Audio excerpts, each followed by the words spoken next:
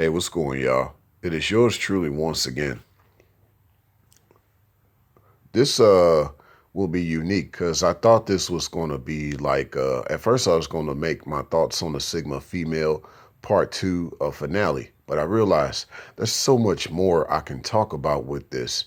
It could end up a series. I'm not sure yet, but I think it's very important for people to understand um, the dynamics of a Sigma female.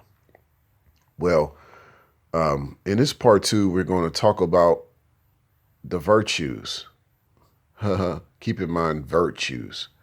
So, yes, because the Sigma female basically is what the virtuous woman is depicted as in the Bible. Now, in part 3, because I will make a part 3. Not sure if part 3 will be a finale at this point, but let's just say part 3. I'm going to shift things over and read more on Bible scripture in Proverbs because that's where it talks about the virtuous woman. It talks about the virtuous woman in the book of Proverbs. Now, if some of y'all want to, be ahead of me per se and actually read the book of Proverbs to see about the virtuous woman, feel free. It is in Proverbs chapter 31. And just read that whole chapter. You'll find her. So, but what I really want to talk about for now mainly is just, yes, let's just talk about the virtues of the Sigma female. Because, see, here's the thing. They often regard with a Sigma male that that is usually per se the lone wolf personality, but also the leadership personality because the Sigma male offers a unique type of leadership when he wants to be a leader. You know, so in his type of leadership is very important. In certain times, and so in regards to a Sigma female, her type of personality is not necessarily a leadership personality. Her personality is a virtue personality, a personality of virtue, which is a little unique from leadership. It's more or less a standard if you want to look at it that way. And I'll go over more on this when I bring up the Proverbs chapter 31 in the next video about my thoughts on a Sigma female. But here's the thing: since from my perspective, that the Sigma female is of a virtue personality or a standard per se, um, it gives a lot of insight for real women to build on. And of course, not every woman could build themselves up to be a Sigma female or a virtuous woman. Most women are not virtuous women. Most are not. You have most that are beta because most are just looking for a leader. Most are easily misled and they are, I said misled. See what I'm saying? They are led by the wrong type of men. See, Sigma female does not have this issue. She can tell who's a decent man and who's not. She does not make herself easily misled. She doesn't. See, that's one beauty of a Sigma female because since she was a child, she's known of what's been good for her and what's not. Her parents may not always understand her at that time, but they're realizing that, she kind of goes against the grain, but really more or less the grain probably isn't right. Maybe we have to kind of parent her a little differently. See, that's what you get from a Sigma female when she is a child. So, but the ironic thing is when a Sigma female gets around a Sigma male, she can still become very beta like, but that's only because she knows that's the right type of man for her. See, women that aren't Sigma females don't understand this. They let themselves be misled by many different men. They may know of a Sigma male in their life, but they do not accept his leadership. So Yeah, but the thing that is beautiful about the Sigma female, once she gets around a Sigma male, it's like ride or die, Bonnie and Clyde, because she knows that's the right type of man for her. She connects with this man, you know. For the longest, she's been mysterious and quiet.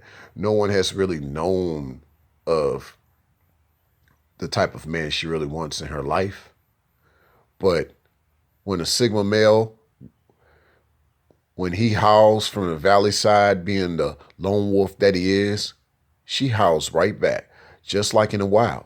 Because, see, as I said in my previous video, the Sigma female is pretty much a transitional phase. Though she is a Sigma female in her own right, she doesn't desire to be in the position or the phase that she's in for long. She's not trying to have a hoe phase. Okay, you hear about this a lot. And yeah, there's a content creator by the name of Stefan Clinkscales. Give a shout out to him. He talks a lot about this whole phase, and he calls it more or less like the digging phase. And man, that was really dope how he brought it up. So I hope I break this down right if he even knows about this video I'm posting right now. But yeah, what he mentioned was, the digging phase is like the 100 meters. She's digging. Most chicks that are in that whole phase, they're in that digging phase, that drive phase per se. They're digging, digging, digging. They got their head down because that's what you do. I used to run track myself. You digging, you have your head down, and you're just driving hard, right? Okay, and yeah, you don't have your head up yet. You don't have your head up to know what's different, what's right. You know what I'm saying? But right when you do have your head up, that's when you're in your full drive phase, and now you need to shut it down. You're almost at the end of the race. You're at the end of the 100 meters. You start to shut it down, right? And so this implies that for the most part, when chicks are in their whole phase, that's their digging phase. That's when they're really accelerating. That's when they're really doing monkey branching. That's when they're really on the cock carousel. Okay. And so by the time they get their head up, it's at the end of their cock carousel days. And they're almost at the finish line. So they want to settle down. They're about to hit the wall. Okay. Because that's what happens. And especially the 60-yard, especially the 60 meters. Yeah. The track is short. So in order to slow down, you have to hit the wall. So I thought I'd coin that in there too, with what Stefan Clinkscales is talking about, because he's just mentioning the whole digging and dry phase based on the 100-meter perspective. With the 60 meters, you don't just shut down like the 100 meters. The 100 meters, you got more of a track to shut down at the finish line. You can kind of shut down, right? But see, nah, man, most chicks that hit the wall, they don't hit the wall based on the 100-meter part. They don't shut down. They try to shut down, but check this out. They still gonna hit the wall because with the 60 meters, that's what happens. You get to the end of the race, you shut down, boom, you have to hit the wall to slow down. Okay, but check this out. The virtuous woman, the Sigma female, does not do a whole phase. She does not do that. That's not the way she lives her life. Because, see, for the Sigma female, it's not a sprint, it is a marathon. She wants to maintain her sexual market value. She doesn't want to hit the wall. So she's going to do whatever it takes. So even if that means sacrificing the cock carousel, she's willing to do that. This is a rare woman. You're not going to find this type of woman every day. I have a fellow Sigma buddy of mine who talks about this, and he doesn't even believe that the Sigma female exists for this very reason. And I can see where he's coming from because it's a high standard. Just as being a virtuous woman in the Bible was a high standard, most women can't live up to it, but that doesn't mean it's impossible. It doesn't mean that there's not a woman like that out there. There's probably a few, and as long as she's raised up a certain way, who knows? Maybe she can make it through this rough life that we live in and avoid the whole phase. So let me explain this marathon for y'all before I wrap this up. Okay, so I mentioned to y'all about this whole phase and this whole thing that Stefan Clinkscales brought up with the whole phase in regards to it being like a sprint, like the 100 meters. But really, in reality, for most females, their whole phase ain't even like the 100 meters. It's like the 60 meters. Why? Because you got to hit the wall to shut down. You don't just shut down by getting to the finish line. Nah, it's not that victorious for you. Sorry, hate to bust your bubble. But With the Sigma female, she tries to avoid the sprint altogether. She wants the marathon. Okay. There might be in her earlier years, kind of like with the marathon, you start off right, you're going to have your head down just to get into that drive. But that's very, very minimal. For the most part, when you start a marathon, you start off, boom, you got to get your head up right away because you got to make it through. You got to be tough.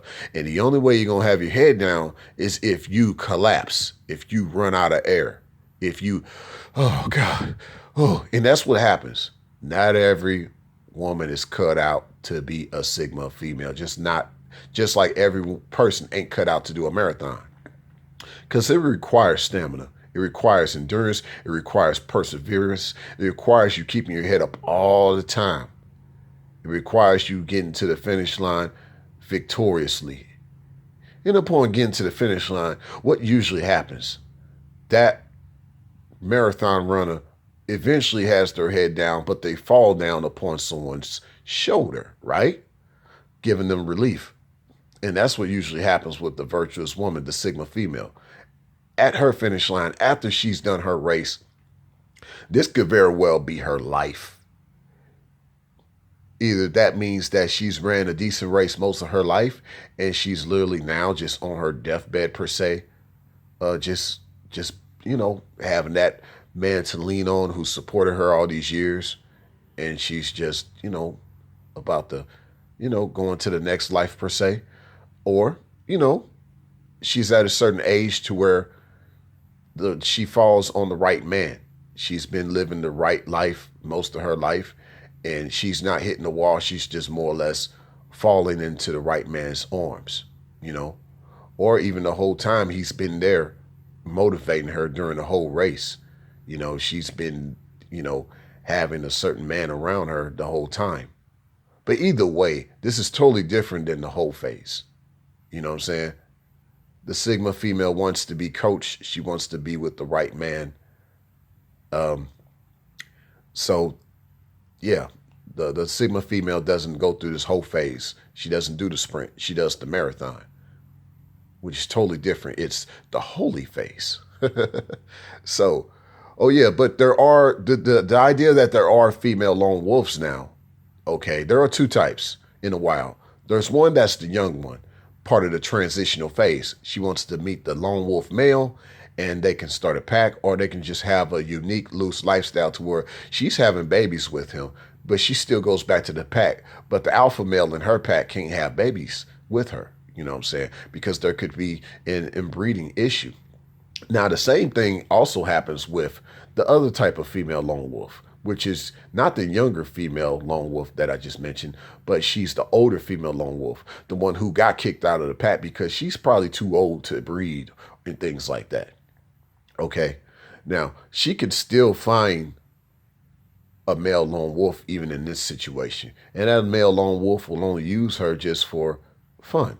But she can still kind of stick around with that male lone wolf as long as he is trying to develop a pack with another female in it. So that is the the very rare occasion that I would see an older female lone wolf finding a male lone wolf.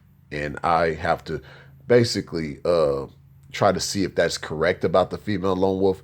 But yeah, those are usually the two types of female lone wolves that are out there. The young female lone wolf and the older female lone wolf. Both of them are looking for a male lone wolf, but both of them have their sights set on two different reasons why they meet this man. And there's nothing wrong with that. I think, even for an older female lone wolf who could be a Sigma female, you do want to be led by the right man in your life. You know what I'm saying? And you have something to bring to the table as well. You're not just there so he can save you. No, it's nothing like that. So I'll talk more on the Proverbs 31, chapter 31 per se. I'll talk more about that in part 3. Because, this is just giving y'all an idea of the mindset, the life, my thoughts on a Sigma female. She's a very high standard. She's a very unique woman. And oh yeah, by the way, she's always quiet, soft-spoken, especially when she's alone, when she doesn't have a man in her life. She's even more humble, even more soft-spoken. She's never outspoken. She never tries to overtalk a man. She never tries to disrespect a man. She's not an independent woman. If she's out here on her own, doing her own thing, that's just because that's just what she's doing at this time. It doesn't mean she's going to always be this way. She's self-sufficient, but she's not independent. Not at all. At the drop of a hat, that male lone wolf shows up. She's ready to offer her expertise for him. So, this is the beauty of the Sigma female. She's out there, but she's very rare because she's a virtuous woman, as it is written. And we'll talk more about that in part 3 of this video series, because this could end up a series. Signing out.